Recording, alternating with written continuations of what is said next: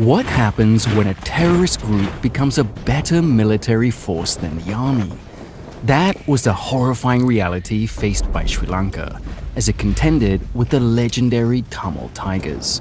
The Tigers were prolific assassins and bombers, but at their height, they commanded whole districts, a navy, and even an air force, which allowed them to conquer military bases and even fend off India's military might.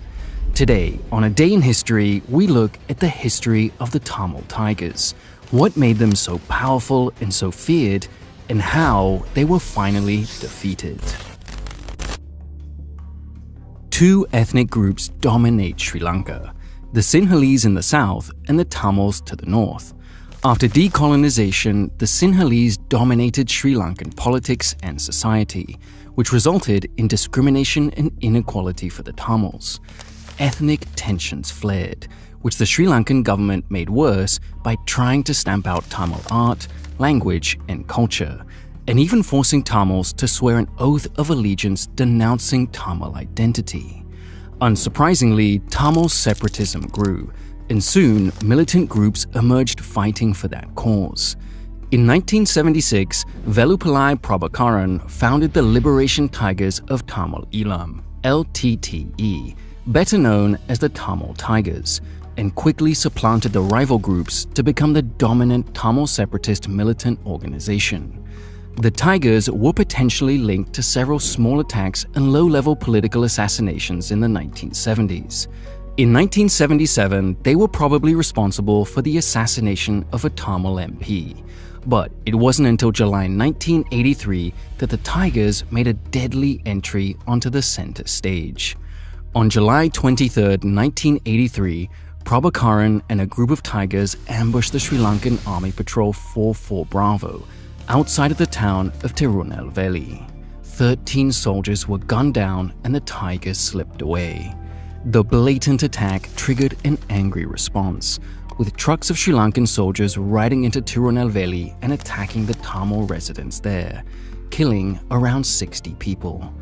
The anger spread throughout Sri Lanka, leading to ethnic riots that killed at least another 300 Tamils, in what became known as Black July. Both sides took the events of Black July as just cause to step up attacks against each other. Thus began the First Eelam War, Eelam being the Tamil name for Sri Lanka. The brutal treatment of the Tamil minority earned the Tigers a great amount of international sympathy at the start. India, with its large Tamil population, was an obvious source of support. As well as donations from sympathetic Indians, the Indian government even trained some Tamil fighters in the 1980s to help their fight. The Tamils also enjoyed support from the global Tamil diaspora, mainly in Canada, Australia, and Britain, who donated money and curried support for the Tigers in the Western world. But the Tigers were not the simple freedom fighters they were portrayed as. Almost immediately, the Tigers decided that civilians were a legitimate target. Tigers established links with other terrorist organizations, such as the Palestine Liberation Organization, from whom they learned suicide bombing, massacres, and other terror tactics that they soon unleashed on Sri Lankan civilians. The First Eelam War was mostly a string of brutal attacks on civilians that each side reciprocated in turn. For example, in November 1984, after Tamils were kicked out of the Kent and Dollar farms near Manul Ada to be replaced with Sinhalese, the Tigers responded by showing up to the farm and massacring over 60 civilians, including women and children, and 20 soldiers guarding the area. By 1985, the Tigers expanded their attacks into non-Tamil areas. On May 14th of that year, Tigers hijacked a bus and drove it into the Anuradhapura, where they opened fire on civilians. They then proceeded to the Sri Mahabodhi Shrine, where they gunned down worshippers and monks. With 146 civilians killed, it was the Tigers' deadliest attack yet. The Sri Lankan military responded with atrocities of their own at the Kumundi boat massacre the next day, where soldiers walked on board a ferry and shot 23 Tamil civilians. Clearly, the threat posed by the Tigers was huge. So, in May, the government launched Operation Liberation, a full-scale military operation in the north to try to beat the Tigers in a conventional war. However, the Tigers proved perfectly capable of fighting in more conventional combat and held up on the battlefield remarkably well, despite being outnumbered about 4-1. Nevertheless, the military managed to drive the Tigers back until the unexpected intervention of India in June 1987 brought an abrupt end to the First Elam War.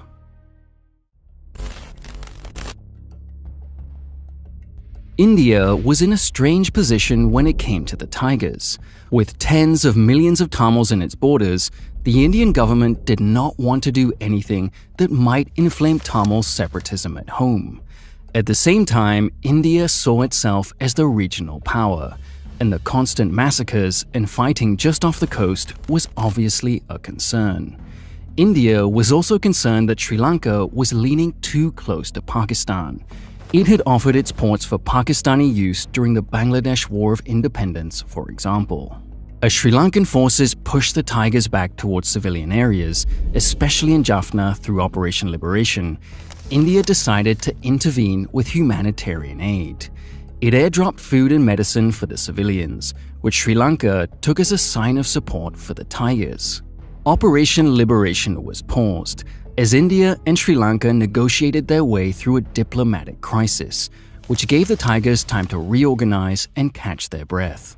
This would be necessary after Indian Prime Minister Rajiv Gandhi reached an agreement with Colombo on July 29, 1987. The Sri Lankan government would roll back its persecution of Tamil minorities, and in exchange, India would not only halt support for the Tigers, but deploy its own peacekeeping force to stamp them out. The First Elam War gave way to a 3-year Indian intervention. India marched in confident in its military power, but the Tamils had learned well from their years of combat. The Indian peacekeeping force, IPKF, proved incapable of dealing with the Tiger threat. They were harassed constantly by ambushes and suicide attacks, and the presence of foreign troops in Tamil country turned most of the population against them.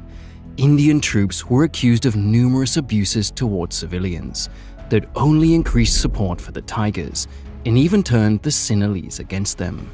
A common nickname for the IPKF in Sri Lanka was the Innocent People Killing Force. Even the Sri Lankan government became angry and was credibly accused of funneling support to the Tigers just to kick India out. India threw in the towel by April 1990 and withdrew its troops. With 1,200 Indian soldiers dead and thousands more Sri Lankan civilians, without doing anything to curtail the Tigers, it remains a black mark on Indian military history. On May 21, 1991, while campaigning for re-election in Tamil Nadu, Rajiv Gandhi was himself assassinated by a female Tiger suicide bomber, in revenge for him sending Indian troops to fight them. The Tigers had a sophisticated operation that spread across the globe. The Tigers embedded themselves in global criminal networks, from drug cartels to human trafficking rings, which provided funds and arms for their fight. They operated their own smuggling fleet, the Sea Pigeons, which they used to transport weapons and advanced hardware from around the world.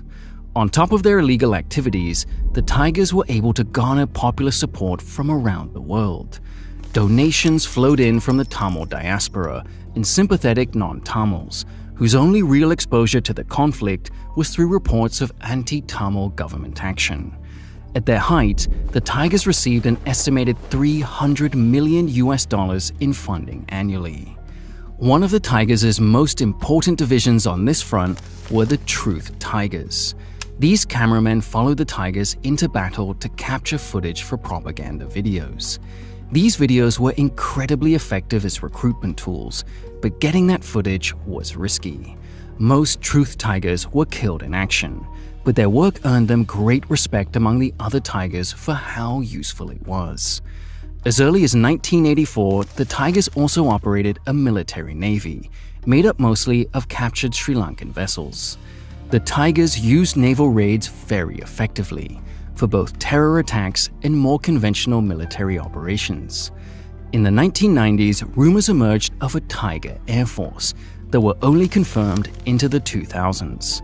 The Tigers had used their funding and smuggling networks to acquire parts of fighter planes and bombers, which they assembled secretly and deployed during the later phases of the conflict.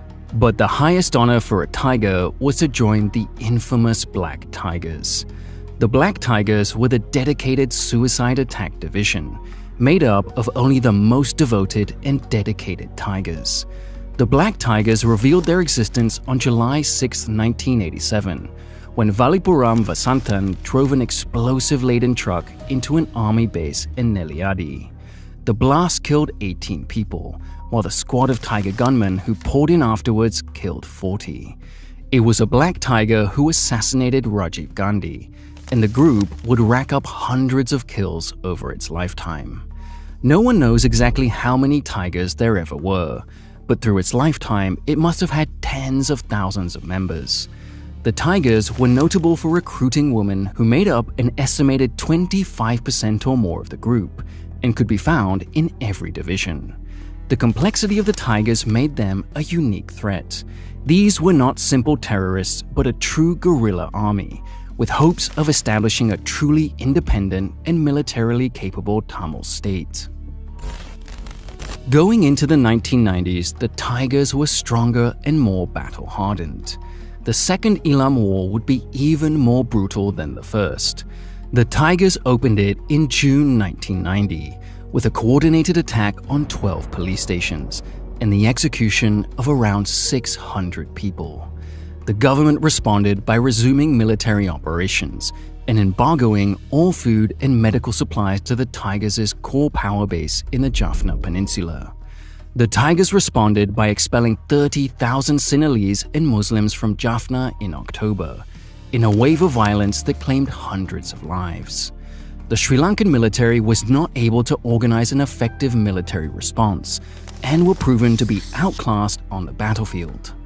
In July 1991, the Tigers launched a massive 5,000-man attack on the Elephant Pass base, the controlled access to the Jaffna Peninsula. The fighting stretched on for 7 weeks, with the military struggling to hold one of the nation's most important strategic points, against even a minority portion of the Tigers. Although the Tigers ultimately withdrew, they left 2,000 bodies in their wake and had proven that they could fight a conventional war too. The Sri Lankan government seemed incapable of protecting themselves, even at the highest levels. In March 1991, Defense Minister Ranjan Wijayarante was assassinated by a Tiger attack. On November 16, 1992, a Tiger motorbike bomb claimed the life of an admiral, Clancy Fernando. Then, on May 1, 1993, a Tiger suicide bomber walked up to President Ranasinghe Premadasa during a procession and detonated his device, killing the president and 22 others. By 1994, it was obvious that the Tigers had the advantage. The government opened negotiations and fighting paused for several months, but talks collapsed and a third wave of fighting, known as the Third Elam War, erupted in 1995. As before, the Tigers ran rings around the Sri Lankans, with superior tactics and logistics, as well as numerous terror attacks on civilians. However, the Sri Lankan government won a major victory with Operation Riviresa 1 in October 1995. Mustering around 40,000 troops, it sent them directly to the Tigers' stronghold city of Jaffna, and managed to take the city after heavy fighting in December. Restoring Jaffna to government control was celebrated as a huge victory, but the Tigers were far from defeated. The Tigers struck back on the battlefield and in the streets. 80 people were killed when they bombed the central bank in Colombo in January 1996. In July, the Tigers once again demonstrated their tactical skills in an attack on the naval base at Mullaitivu. The defending forces were quickly overwhelmed, but when Sri Lanka sent reinforcements, the Tigers managed to surround them too. Then the government tried to send rescue ships in, but the Tigers fought them off. In the end, the government was forced to abandon the base and all of its equipment to the Tigers and lost 1,200 men, their single biggest defeat yet. Fighting and terror attacks stretched on into 1997 and 1998, with major Tiger bombings at the World Trade Center in Colombo and the Temple of the Tooth in Kandy, and President Kumaratunge narrowly survived a bomb attack in December 1999. On the battlefield, the Tigers managed to seize control of several key towns and villages in the Wani jungle, and in April 1999, they once again attacked the Elephant Pass base. This time, the government forces outnumbered the Tigers 3-1, but the Tigers strategically captured outlying military positions and roads in the lead-up to the attack. They even sabotaged the base's water supplies to dehydrate the defenders before attacking. When the Tigers finally attacked in full force, the military crumbled, losing 1,000 lives and handing the base to the Tigers. Fighting continued into 2000 and 2001. The Tigers grabbed global headlines again with an attack on Katunayake Air Base, which was also serving as a civilian airport. International visitors and press bore witness to the Tigers attacking planes and airport facilities with impunity, causing tourism and foreign investment in Sri Lanka to take a nosedive. However, the Tigers were nearing exhaustion, and their reputation as a terror force became a massive liability following the 9/11 attacks. In late 2001, the Tigers reached out to the government for negotiations and agreed to a temporary ceasefire in February 2002. That brought the Third Elam War to a close. It would prove to be the last ceasefire the Tigers would ever sign. Between 2002 and 2006, the Sri Lankan Civil War was in an uneasy stasis, but the seeds of the Tigers' destruction were already sprouting. The ceasefire had effectively put the Tigers in control of a significant chunk of territory in the north. The Tigers ran the police, border patrol, and sometimes local government, with all the problems that brought. Prabhakaran remained in control, but he was a better leader in combat than in peace. He failed to allocate resources fairly and neglected to help the Eastern Tamils, which led one of his most trusted and successful officers, Colonel Karuna, and thousands of Tigers loyal to him to rebel. The brief Tiger Civil War went in Prabhakaran's favor, thanks to his control of the Navy and the majority of Tiger forces, but it was a major blow to the unity and strength of the group. Furthermore, the victorious Tigers were harsh on the territory loyal to Karuna and brutalized alleged supporters, which only alienated local people. Karuna himself escaped and established the Tamil Ila Makkal Viduthalai Party, TMVP, which provided a more palatable alternative to the Tigers, which drained some of their support. Even nature seemed to conspire against the Tigers, with Tiger-controlled areas being badly hit by the 2004 Indian Ocean tsunami. Despite their problems, the Tigers continued to mount infrequent terror attacks against the government. In August 2005, they assassinated Foreign Minister Lakshman Kadirgamar, but the act only fueled the growing desire in Sri Lanka to throw out the ceasefire and finish off the Tigers once and for all. In 2005, a new government under Mahinda Rajapaksa came into power with an avowed goal of crushing the Tigers for good. The Tigers were weaker than ever, while the Sri Lankan military had grown in numbers and experience from decades of fighting and from lessons learned in the war on terror fought elsewhere in the world. The fourth and final Elam War erupted in April 2006, when the Tigers closed the Mavel Aru Anicut Dam in the eastern provinces. The dam supplied water for tens of thousands, but rather than negotiate, the government cracked down like a hammer. Government forces stormed the dam and killed the Tigers. The Tigers bit back with an attack on the nearby naval base at Trinco, but that only provoked the government to send in thousands of troops to sweep the area and virtually destroy the Tigers in the region. The sudden effectiveness of the military shocked the Tigers. Through late 2006 and early 2007, the Sri Lankan military launched an all-out assault with aircraft and artillery on Tiger-controlled areas of the eastern provinces. It was difficult fighting and civilian casualties were high. But by mid-2007, the Tigers had been driven back into the jungles of the northern province. It was obvious that the Tigers were crumbling. Morale collapsed and civilian support ebbed away. Desertions were high, and soon the Tigers were forcibly conscripting teenagers into their ranks and sending them into battle with barely enough training to shoot a gun. The Tigers held on through 2008, but constant assault by the military whittled down their numbers. By 2009, the Tigers were a fraction of their old strength and were urging the defiant Prabhakaran to try to make peace, but he refused. By April 2009, the Tigers had effectively collapsed. The command structure was gone and remaining Tiger units began surrendering in droves or fleeing. The Sri Lankan government reported almost 12,000 Tigers in their custody by May 2009. Prabhakaran and a tiny corps of loyalists made their last stand to the east of the Nandi Kado Lagoon.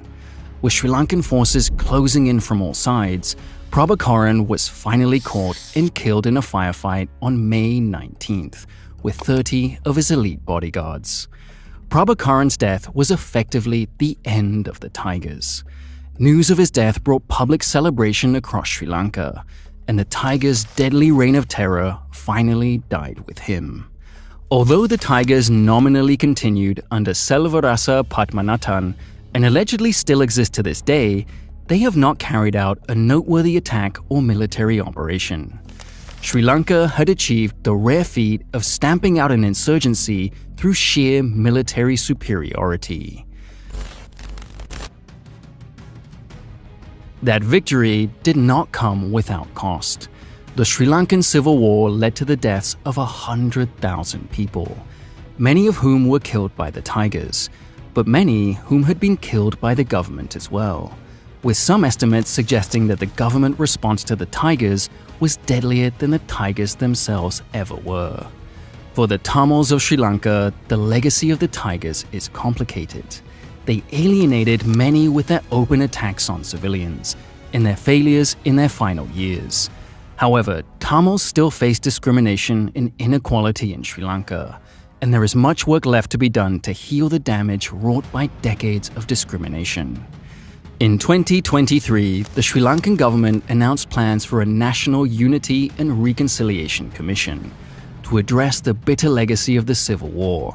But critics argue a mere commission won't be nearly enough to resolve the issues. Progress is being made, but there is always the risk that mistakes and mishandling could reawaken the fires of militant Tamil separatism and resurrect the same forces that created the infamous Tamil Tigers.